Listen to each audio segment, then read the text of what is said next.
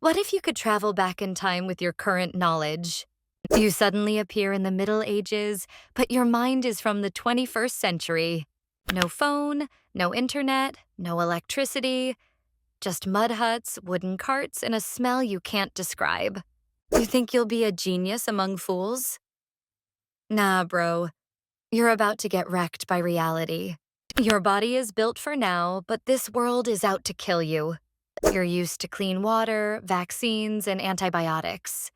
Here, a simple scratch could turn into a deadly infection. They don't even know what bacteria are. You're basically a fragile alien. No vaccines? Welcome to the age of dying young. Smallpox, typhus. The plague diseases you've only read about in history books are everywhere. And guess what? No immunity. You're not special. You're just next. Food, water, air? Contaminated. You're used to filtered water, regulated food safety, cleanish air. Now, you drink from the river they bathe in. Bread is moldy, meat is questionable, hygiene is a fantasy. You have knowledge but no tools. You know how a generator works, but you don't have wires, copper coils, or magnets. You know how to make aspirin, but you don't have labs, chemicals, or even clean containers. You speak science. They barely understand decimals. Say atoms, microbes, DNA, and they stare blankly. Some call you wise, others, cursed. They don't believe in invisible things, no microscopes, no chemistry. You say bacteria, they hear dark magic. You say electricity, they hear possessed. Try explaining gravity or vaccines. Congrats, you're officially the village weirdo. Being smart? That's suspicious. Predict the weather? You're a witch. Say, it'll rain tomorrow. They ask, how do you know?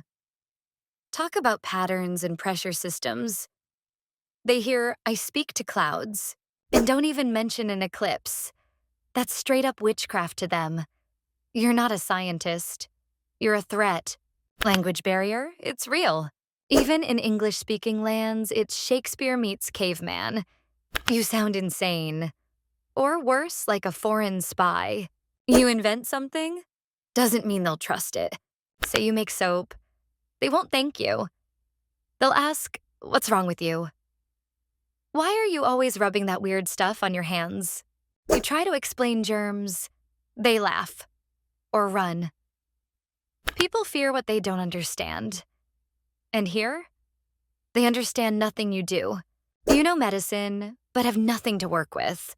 You remember how to treat a cold. Great. Got a thermometer? A syringe? Sterile bandages? Nope. They've got leeches and bloodletting.